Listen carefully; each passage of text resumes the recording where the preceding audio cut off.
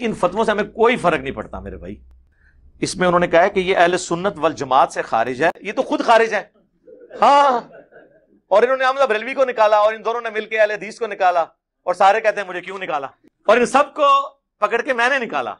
کیوں نکالا؟ اس لیے کہ تم نے مکے مدینے کے نام پہ سواریاں بٹھائی تھیں اور جا کے انڈیا کے شہروں دیوبند اور بریلوی میں جا کے جو ہے نا وہ پھینک دی. چلیں مزہ لینے کے لیے پڑھ لیتے ہیں اس کو. کیا فرماتے ہیں علماء دین کے ایک شخص مرزا انجینئر محمد علی جہلمی اپنے عقائد نظریات کی روشنی میں اہل سنت جماعت سے خارج ہے یا نہیں؟ مرزا جہلمی کے مختصر نظریات درج ذیل ہیں جو اس کی یوٹیوب ویڈیوز اور پمفلٹ میں بیان ہیں. نبی کریم صلی اللہ علیہ وآلہ وسلم کے لیے معاذ اللہ چھوکرے کا لفظ استعمال کیا اور تنبیہ کرنے پر بھی اپنے بے بنیاد دفاع کیا ہے. میں نے استعمال نہیں کیا، میں نے یہ کہا کافر کہتے تھے. یعنی علماء یہود پروفٹ کے مقابلے میں کھڑے ہوئے تھے اور انہوں نے اپنی پبلک کی مت مار دی. 10 یہودی بھی ایسے نہیں تھے جو آپ پہ ایمان لائے ہوں. ان کے بڑے بڑے جو پادری بیٹھے ہوئے تھے وہ کہتے تھے یہ کل کے چھوکرا آگے ہمیں بتائے گا. یہ میں نے بار بار اس کی کلیریفیکیشن دی ہے کہ قرآن حکیم بھرا ہوا ہے اس طرح کے الفاظ سے جو کافر نبی علیہ السلام کو کہتے تھے. کبھی کہتے تھے مجنون ہے، کبھی کہتے تھے دیوانہ ہے، کبھی کہتے تھے اسے پریشان خواب آتے ہیں، کبھی کہتے تھے اس نے ایک اجمی غلام رکھا ہوا ہے جو اسے پڑھاتا ہے. کبھی نبی علیہ السلام کی بیوی پہ تہمت لگاتے تھے. سب سے بڑھ کر وہ کہتے تھے اس پہ وہی نازل نہیں ہوئی، یہ جھوٹا ہے، نعوذ باللہ یہ دعویٰ کرتا ہے نبوت کا، یہ نبی ہے نہیں. یہ سارے الفاظ ہوتے تھے. اور کافر جب اس طرح کی ڈسکشنز کرتے ہیں تو ان کو جب جنرلائز بیان کیا جاتا ہے نا تو اس کے لیے کچھ چیز محاورتاً بات استعمال کی جاتی ہے. فی نفس سے یہ لفظ برا نہیں تھا، ویسے بھی کافروں کے ریفرنس سے بیان ہوا. اگر آپ اس کو برا بھی لینا چاہتے ہیں پھر اللہ کی غیبی مدد ہمارے ساتھ آئی. چند دن پہلے پاکستان کے سب سے بڑے گول کیپر اہل حدیث کے قاری خلیل الرحمان حافظہ اللہ تعالی، ان پہ جب اعتراض ہوا نا دیوبند کی طرف سے کہ اہل حدیث کے اوپر دیوبندی یہ باتیں کرتے ہیں، انہوں نے کہا اہل حدیث کو تو چھوڑیں، جب بھی کسی نبی نے اپنی قوم میں آ کے دعوت دی اور انہیں سچائی کی بات بتائی تو قوم کے بڑے اس نبی کے خلاف کھڑے ہو گئے اور انہوں نے کہا یہ کل کا چھوکرا آ کے ہمیں سمجھائے گا. دنیا میں آنے والے ہر پیغمبر کے ساتھ اس کی قوم نے جو پہلا اعتراض کیا بنیادی وہ یہی تھا کہ ہمارے باپ دادا پاگل تھے، انہوں نے کیا داڑیاں دھوپ میں سفید کی تھی، کیا ان کو کچھ پتہ نہیں تھا یہ کل کا چھوکرا آ کر ہمیں یہ سمجھانے لگا ہے دین. سیم لفظ انہوں نے تمام انبیاء کے بارے میں بولا، لیکن قاری خلیل الرحمان کو کسی نے نہیں کہا گستاخ.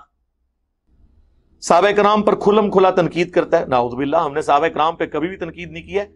2-3 بندوں کو صحابہ کرام آپ نے بنا دیا ہے. اور وہ تنقید خود نہیں کرتا، وہ کرتا ہے جو بخاری مسلم میں ان کے بارے میں احادیث موجود ہیں.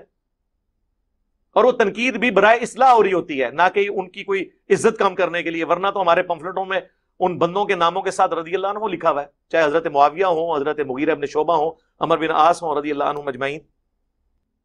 لیکن اگر یہی 3 بندے ان لوگوں کے خلاف ہوں جن کو ہم خلفائے راشدین مانتے ہوں،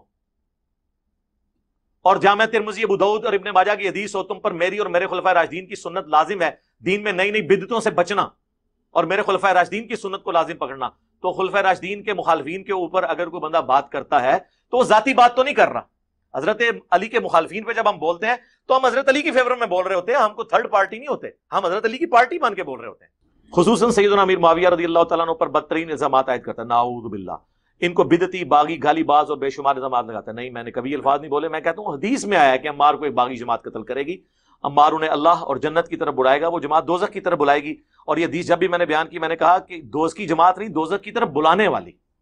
یہ یہاں لکھنا چاہیے تھا کہ یہ بخاری مسلم سے وہ حدیثیں بیان کرتا ہے جس میں ان کو جو ہے نا وہ باغی اور ترمذی ابو داؤد میں آیا کہ جو خلفائے راشدین کے خلاف کھڑے ہوں گے وہ بدعتی ہوں گے، اور گالی باز میں وہ صحیح مسلم میں آیا ہے کہ لعن اللہ ابا التراب، اور امر معاویہ سعد ابن ابی وقاص کو حکم دیا، اور فلنگ دی بلینکس ابن تیمیہ نے منہاج السنہ میں کیا کہ سعد ابن ابی وقاص کو امیر شام نے حضرت علی پہ سب و شتم کا کہا، انہوں نے انکار کیا. یہ آپ یہ بتایا کریں.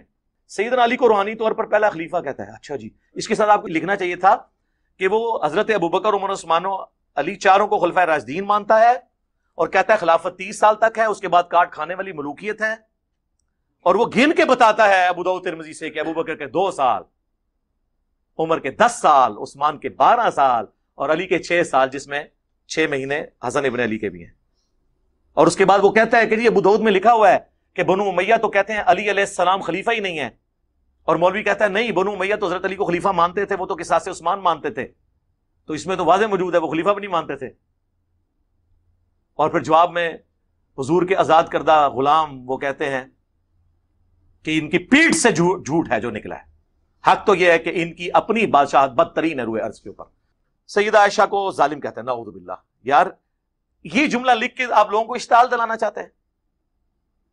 میں تو اس سے بڑی بات کرتا ہوں کہ بخاری میں حضرت عمار کا خطبہ ہے کہ لوگوں اللہ نے تمہیں آزمایا ہے، ایک طرف عائشہ دنیا اور آخرت میں تمہارے نبی کی بیوی ہیں، لیکن اللہ دیکھے گا تم اللہ کی اطاعت کرتے ہو یا عائشہ کی۔ یعنی انہوں نے تو اللہ سے جنگ قرار دے دیا، حالانکہ وہ حضرت علی سے جنگ تھی۔ کیوں؟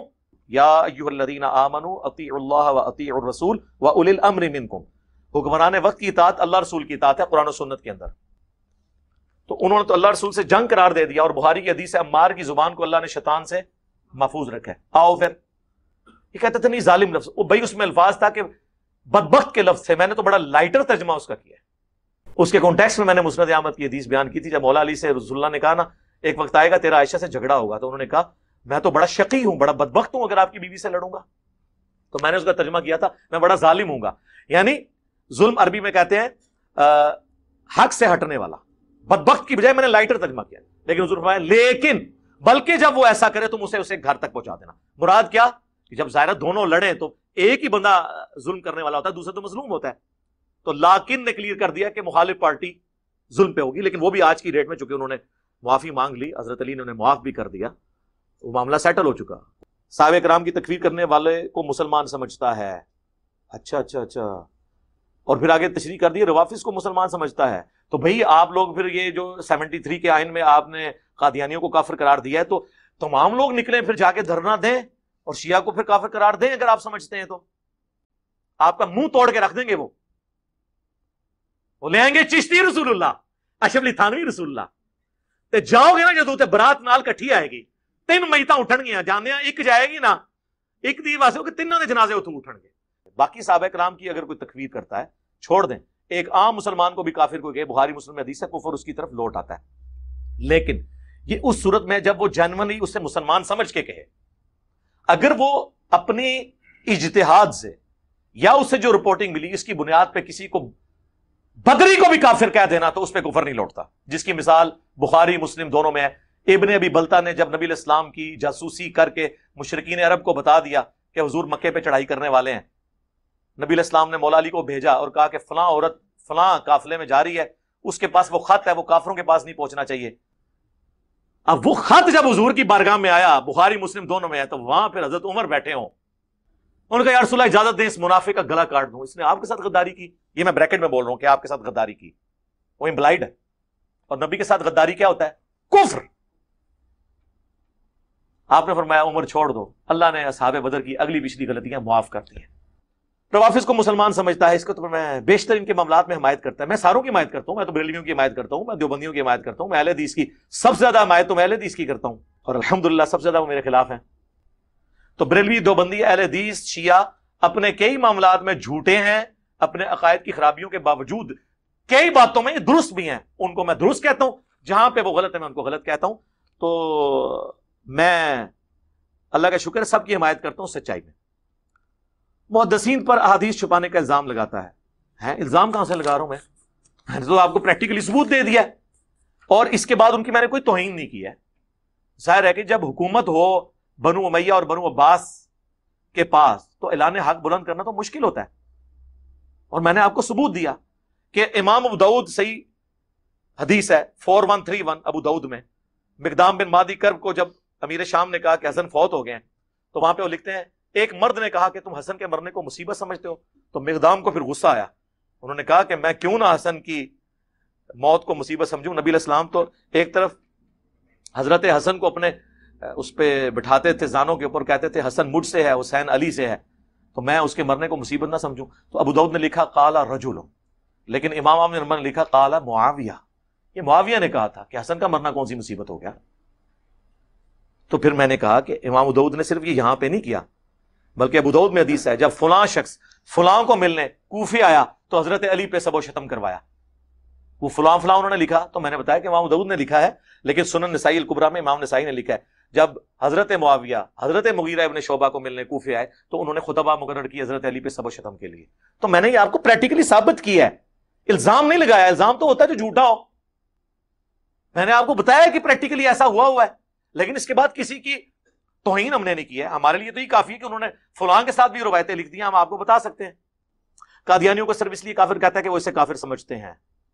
شکر ہے جی آپ نے یہ سچی بات لکھی ہے کہ میں قادیانیوں کو کافر سمجھتا ہوں. ابھی تک تو کہہ رہے تھے قادیانیوں کو کافر نہیں سمجھتا.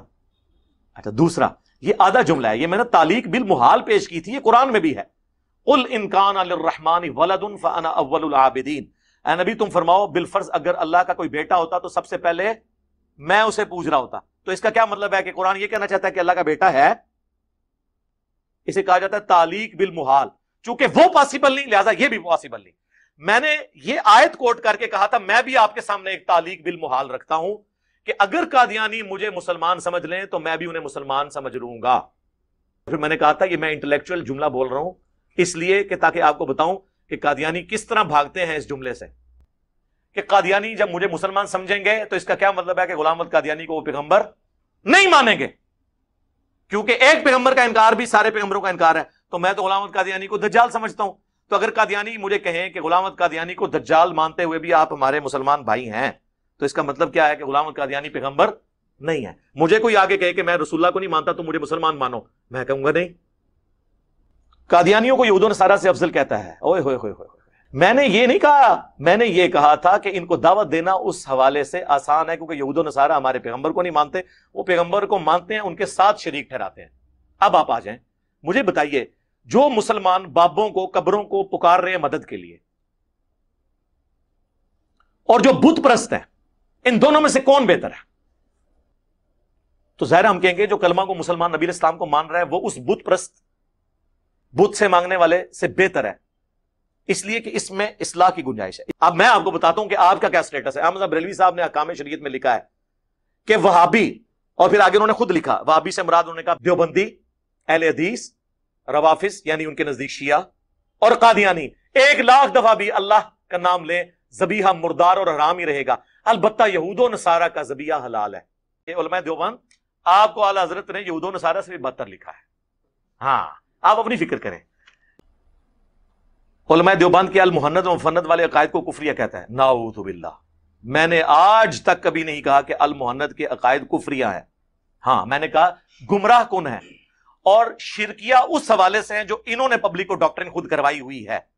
مثلا یہ کہتے ہیں نا بریلوی شرک کرتے ہیں قبروں سے مانگتے ہیں، تو المحند میں لکھا ہوا ہے رہا بزرگوں کے سینوں اور قبروں سے فیض حاصل کرنا تو ہم اس کے قائل ہیں، مگر اس طریقے پر نہیں جو عوام میں رائج ہے بلکہ اس طریقے پر جو خواص کو معلوم ہے.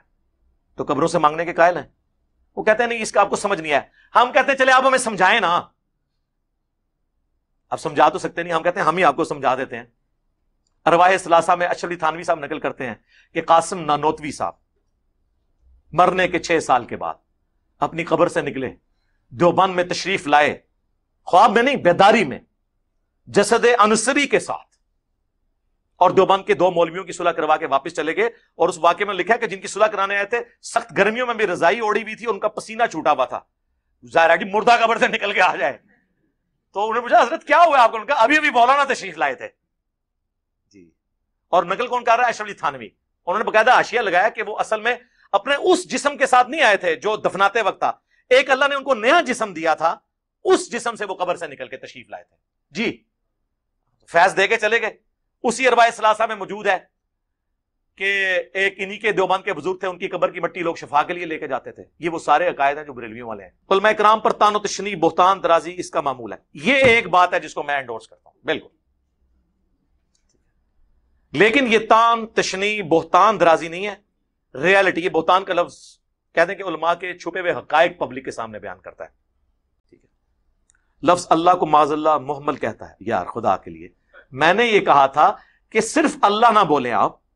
نبی علیہ السلام نے ایٹریبیوٹس کے ساتھ ہمیشہ اللہ کا نام لیا ہے. کوئی ایک وظیفہ مجھے حضور کا دکھائیں جس میں صرف لفظ اللہ ہو. میں کوئی اللہ کی توہین نہیں کر رہا تھا، میں کہہ رہا تھا کہ اللہ کوئی مکمل جملہ نہیں ہے، یہ نام ہے. جب تک آپ جملہ مکمل نہیں کریں گے، عربی لنگوسٹک کے پوائنٹ آف ویو سے میں بات کر رہا تھا. اللہ صرف کہیں گے تو اس کا کیا مطلب ہوگا؟ دی الہ، وہ جس کی پوجا کی جائے.